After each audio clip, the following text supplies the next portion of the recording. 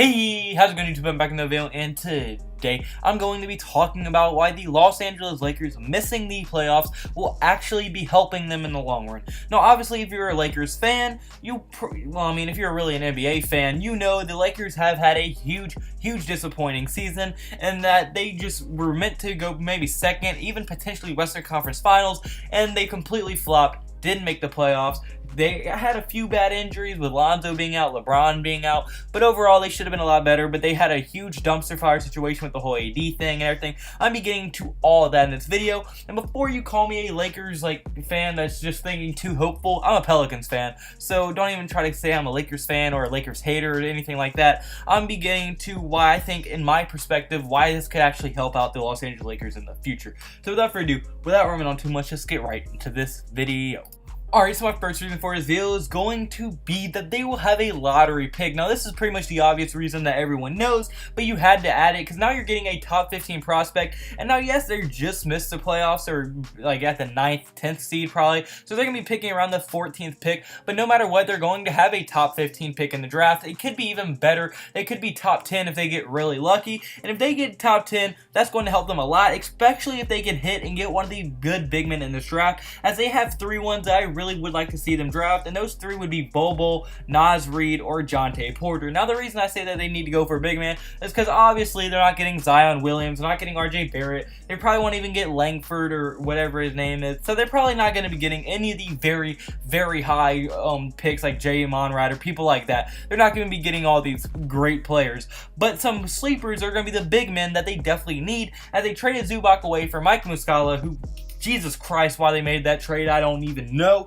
That was just a horrible trade all around, for the Lakers at least. So, I mean, they kind of really hurt themselves. And JaVale McGee, let's be honest, he is not the big man of the future, and if he is, the Lakers have big problems. So if they're able to hit on any of these guys, Bol Bol, he will really help on that rebounding, which they definitely do need help on, so that's going to help rebound a lot. Naz Reid, he can spread the floor while still grabbing you boards. LSU is one of the best offensive rebounding teams entire thing of college basketball, so I mean, obviously he's a big part of it as well. And Jontay Porter, he's just a very nice big man to have. Out of all of them, I would really want to see him draft Bol Bol, because Naz Reid's alright, but he's not very physical. But I mean, Bol Bol, he's a physical big man. He'll grab boards. He'll do a lot of stuff for you. So I would not mind seeing them draft him at all. And they can realistically draft either one of these players in their position. So I do think if they're able to hit on any of these big men or hit on their pick, that's going to be a tremendous boost to the Los Angeles Lakers. And not just the Lakers, but LeBron James. Because now LeBron's going to be like, okay, because they're probably getting an all-star in free agency. Let's be honest, the Warriors don't offer a max to Klay Thompson. The Lakers will probably swoop in and get him. DeMarcus Cousins is still a pretty big opportunity for them to get there, but I don't think they're gonna. If they do draft a big man, I highly doubt they get DeMarcus Cousins, because now they just have. It just wouldn't make sense, because it was not the growth of the young guy they literally just drafted. So, I mean, I do think they will still get a pretty high star-level player in free agency. I think out of all of them, in my opinion, it'll probably be Klay Thompson, because the Warriors are going to be going all out to try to sign these other players. And they do have other contracts up, so Klay Thompson won't be able to get all the money that he thinks he deserves. And I would not be surprised at all if the Los Angeles Lakers throw a max offer at him and he does accept it and goes to the Lakers. So I think most likely they'll probably get Klay Thompson, and now they're going to have a starting 5 of Lonzo Ball, Klay Thompson, Brandon Ingram, probably go Kyle Kuzma, Brandon Ingram, LeBron. I don't know. They have a lot of talent on their team. So, I mean, really, with all this talent, they're going to be very good off, and their rebounding is going to go up a ton if they are able to get any of these big guys or lottery picks. And so, yeah, I think this lottery pick is going to help them a lot, just really be able to fill some holes that they wouldn't be able to do otherwise, or at least without spending big money in free agency to fill them up. So I think this lottery pick will be more than helpful, and it's pretty underrated. And especially if they do get lucky and somehow get a top 10 or extremely astronomically lucky and get a top 5 pick, that would be unbelievable for the Lakers. And with how rigged the lottery is sometimes, they might end up with the #1 overall pick. So, I mean, yeah, but I don't think that's going to happen. I don't think they're going to rig it that bad. They're probably going to end with, at most, top 10, at least the 15th pick in the lottery. So, I mean, I don't think that they're going to get a star out of this, but they can definitely get a very, very nice role player out of this lottery pick and help them fill up a huge hole, which is that rebounding. So yeah, I think they're going to be able to get a nice young center in this draft if they do draft right, in my opinion. But now my second reason is going to be that they showed that they need to make changes, because at least that now they know they can't win with their current roster. They need to make some changes. The young core of Lonzo, Ingram, and Kuzma, it's obviously not going to work out. They need to make some trades. Now, I don't fault them for not making that Anthony Davis trade. They literally would have had to give up everybody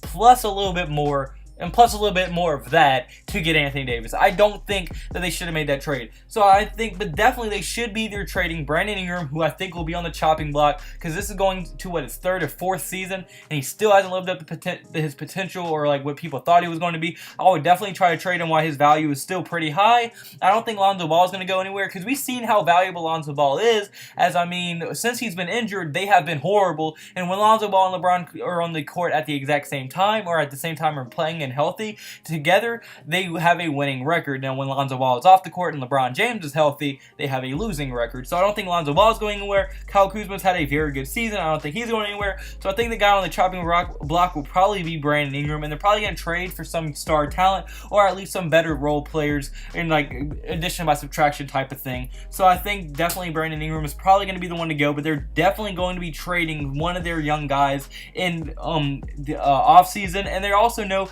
now that they need to fire Luke Walton. So, because despite having not any most talented roster, let's be honest, they didn't have much shooting on the roster, and their rebounding wasn't very good either, and they were really banking off of LeBron James doing what he did in Cleveland and carrying them to the playoffs. Obviously, that didn't happen, but with a roster that consists of a Lonzo Ball, who's one of the best defensive perimeter point guards and one of the smartest, best ball vision point guards in the entire league, and then you have Kyle Kuzma, who's having a very good scoring year. LeBron James, who is still considered a top 2, maybe by some, still the best player in the league. JaVale McGee is a very usable starting center. Brandon Ingram is still a very solid player who's actually having a pretty decent scoring year after the All-Star break. Josh Hart, who's a good 6-man. Kentavious Caldwell-Pope, Lance Stevenson, who you don't play for some reason. Like, Luke Walton has just really not handled like the Lakers very well at all. He's really not coached very well, and he didn't handle the AD situation at all, because somehow Alvin Gentry,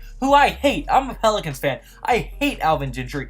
Alvin Gentry handled the Anthony Davis trade situation better than Luke Walton, and Luke Walton didn't even have the guy on his team that was requesting the trade. Like, their team just fell apart after the whole AD saga, because now people knew, alright, if they want to trade all of us, well, I don't really care about this team anyway. So, I mean, that really had hurt them a lot, and he just never was able to get his players to rally up from there. And even with LeBron James coming back from his injury, they still did not look the same at all. So really, I just don't think that Luke Walton needs to go. I think they definitely need to make trades. They know that they need to fix some holes, which is rebounding and stuff in the draft lottery. So I mean, I really do think that Luke Walton needs to go, and that it's really going to help Magic Johnson see what changes need to be made. He's going to make the changes, and they're going to be ready for next season, where I think that's going to be when they make their playoff run. So yeah, but unfortunately guys, I'm here for this video, so comment below, do you agree with me? Do you think that the Lakers missing the playoffs could help them in the long run? Do you think it's going to hurt them? Obviously this season was a disappointment, but how bad do you think this is going to hurt LeBron's legacy, if at all? I want to hear all your thoughts in the comment section below, and if you did like the video, point the like button and subscribe button. That would mean the absolute world to me. And also, I have to give all glory to God. He's the reason I'm here. He's blessed me to be and to put me in this position to make these videos every other day for you guys, and really just bless me for all of these just all these opportunities to make these videos, spread his name through these videos, and he's blessed me with the people around me as well. Completely, like, everybody's been healthy. He's been making my life great, really opening up doors and windows for me, and I cannot thank him enough. All praise goes to him. He's the reason I'm here. He's the reason we're all here. And I just love spreading his name through his videos, and I love making these videos for you guys every other day. So like I said, hope you like the video. If you like the video, point like button and subscribe button, and hope you have a blessed day. Can I have a blessed day? So you need to have a blessed day. See you in the next video. Goodbye, boo. Blah, blah, blah.